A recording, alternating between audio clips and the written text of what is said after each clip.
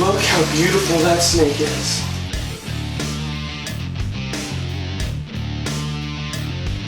It is the largest venomous reptile on the planet.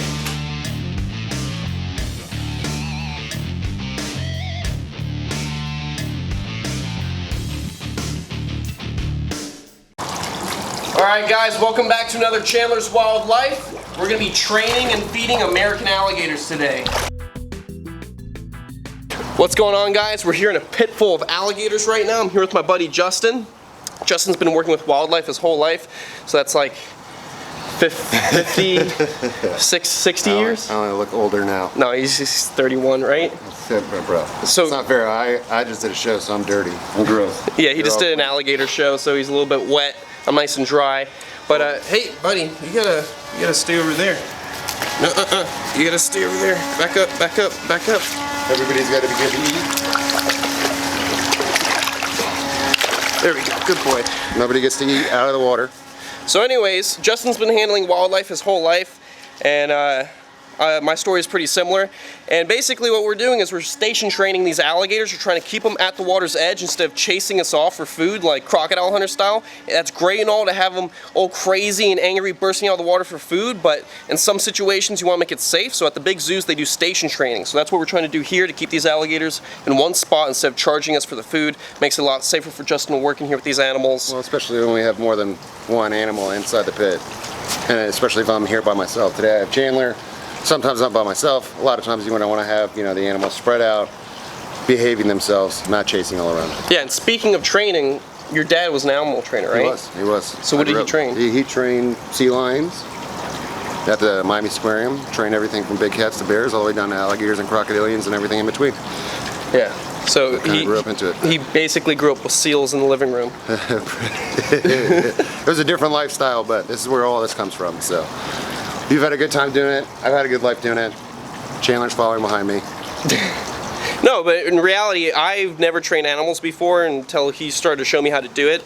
The first animals I ever trained wasn't a dog, it was lemurs. Here at this park, I trained ring-tailed lemurs, and he showed me how to make them high five, get into a kennel on command, station train them, kind of like what we're doing with the gators, to make them stay in a certain spot. So what we're going to do is we're going to get to it. We're going to be station training these gators, getting them used to staying at the water's edge. So guys, as you can see, these gators, they came straight up onto the land for food. That's not what we want. We're not going to use negative reinforcement. You never want to do that and make the animals upset. So basically what we want to do is a little frontal catch. And I'm going to push this guy back in the water. I'm just gently pushing him back, letting him know this is not where you're supposed to be. There we go. And now that he's at the water's edge, this is where he's supposed to feed. So what I'm going to do is if he stays there, and he keeps his mouth open. Good boy. He gets a little bit of enrichment. He gets a positive reinforcement. So he gets what he wants and we're getting what we want. Now, if you look around, everybody's stationed where they should be. Instead of chasing out. What we'll do is when they get too far past the line, you go right back. Easy, bud.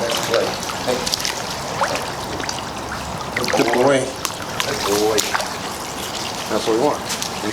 Now, all these gators were nuisance alligators, so they're found in people's neighborhoods, backyards. They're causing problems, and well, people are going to put them down. That's the problem here in the state of Florida. We want to talk a little bit about their stories? Big problem in the state of Florida. And a lot of time what it is people are feeding them.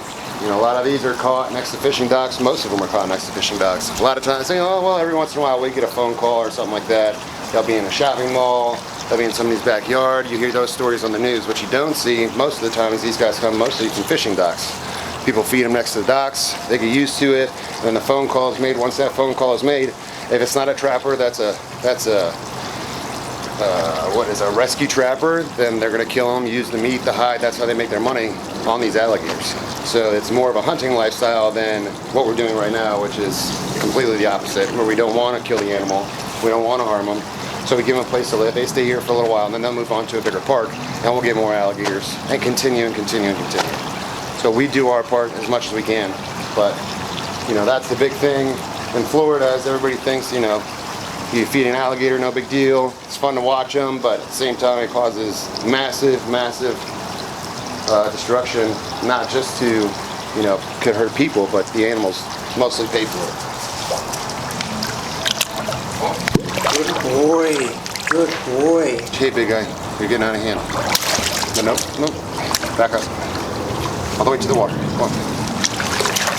See, here in Florida, you have to have experience, you have to have hours, you have to have put in work to be able to do the things that we do. And I believe that that's a good thing, because not just for us, but for the animals, to keep us safe as well as the animals safe. Exactly. But in other states,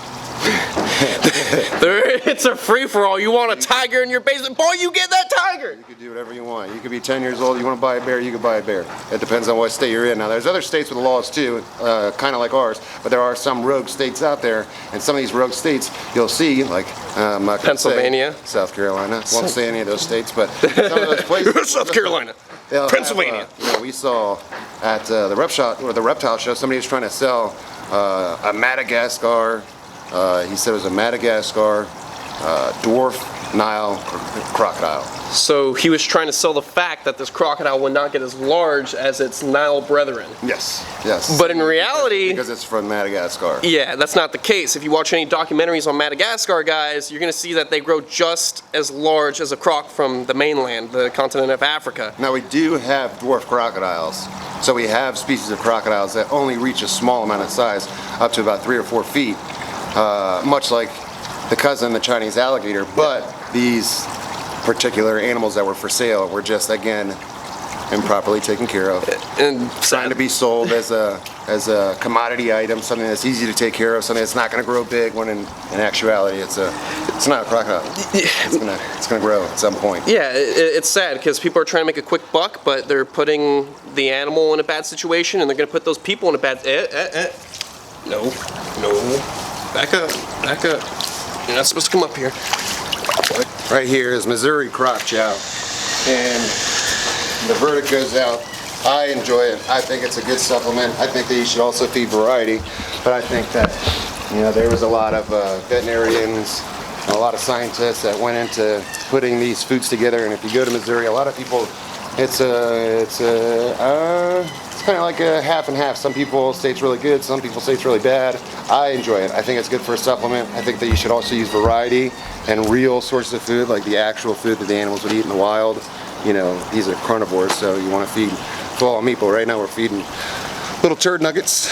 That's it, little dirty turd nuggets. But I've noticed when we would raise a couple batches of small alligators at the alligator farm, when you raise them up on that stuff, if you don't give them, hey, what are you doing? No, back up. We've been sitting here talking for what, 15 minutes, 10 minutes, and they haven't really been coming up on shore. So yeah, they're doing good. He just thought we were giving him those nuggets. He wanted some of our nuggets, dude. Every once in a while I'll step on a line, but if you want those nuggets, you gotta work for those nuggets. You gotta do what you gotta do. Right, Fluffy? Yeah, you're doing it again.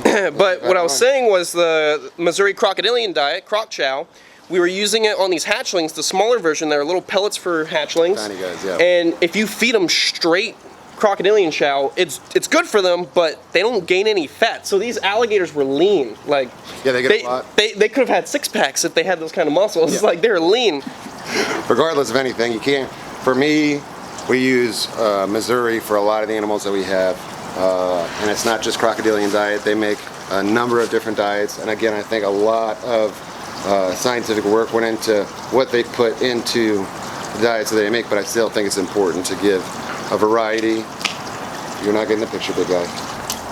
No. He's like, but I want to smell for the photo. I still think it's they're carnivores. They need meat. We do fish. When we can do fish, we do chicken. Not cooked chicken, raw chicken. Not live chickens either. We don't like to do that. I don't like to see animals. This isn't a South Africa tour. Yeah. We don't throw a rooster into a pit bull and knock crocodiles. If I didn't have anything else.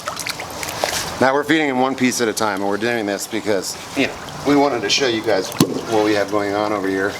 And you hear the pressure on the jaws there, but they're being gentle for the most part. Every now and again we'll get a nice little jaw pop. Again, be nice. We're being gentle with them. We're getting that back. But usually we would feed them handfuls at a time. Giant handfuls. So that we could get in and out. So you tell them, open up, open, and shove it in. Good boy. It's slippery in there. You can see there's algae built up on the pit right now. That's the reason why we're feeding croc chow today. Because croc chow whatever gets left in there, all the pieces that are in there, is gonna be super disgusting tomorrow. Oily, stinky. Yep, and built up, and it'll look like big giant pieces of poop. So we'll clean the pit tomorrow. That way when the people come around, they don't think we're standing in a bunch of poop.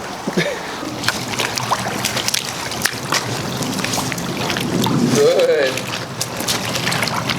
And this is the ideal situation that we want. They're all staying at the water's edge. They're not charging me. They're not trying to chase me out of the pit for some food. They're making it pretty easy. Good. Anywhere from 1,000 to over 3,000 pounds per square inch pressure in the jaws of a crocodilian, like an alligator, depending on the size. So that's that slam that you guys are hearing right now.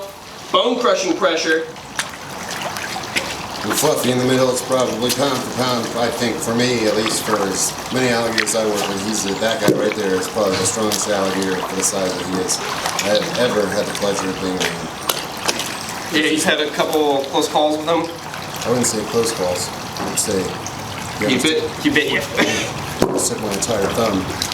But we still love him. Yeah, you can't get angry at these animals. Guys, you can't get angry at a big predator attacking somebody when they're in a captive situation. You put them in that situation. Yeah. You're just the fool who got in the cage, or you're the fool who got into the exhibit, or you're the fool who got the animal and shouldn't have got that animal in the first place. You gotta know what you're doing around these animals. Justin's been doing this his whole life. Over 30 years of experience. Right when he was a little kid, his dad was an animal trainer. He worked with sea lions, he worked with dolphins, he worked with crocs, everything. So you gotta learn from him. I got an early start. I grew up on the edge of the Everglades here in Florida, so I was around snakes and gators, and I watched a lot of documentaries, I read a lot of books, I educated myself, and at a young age I started volunteering at local wildlife parks to start getting hands-on experience.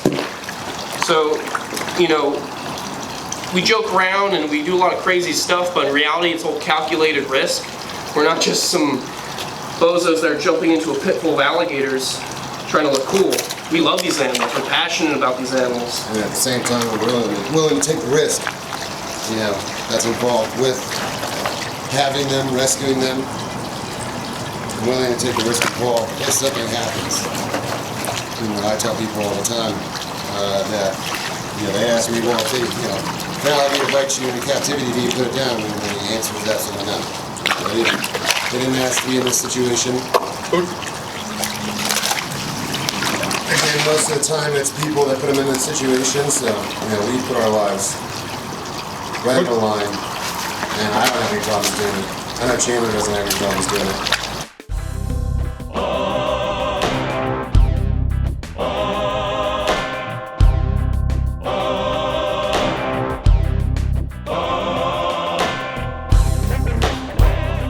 Alright guys, so this is exactly what we want. All three alligators lined up side by side at the water's edge, not running over the concrete after me for food. They're staying at the water's edge, making it nice and safe for Justin and I to come in here and do maintenance and work with these animals. So we're gonna wrap this up. Thanks for joining us on another CWL. I'll see you on the next one. Look how beautiful that snake is.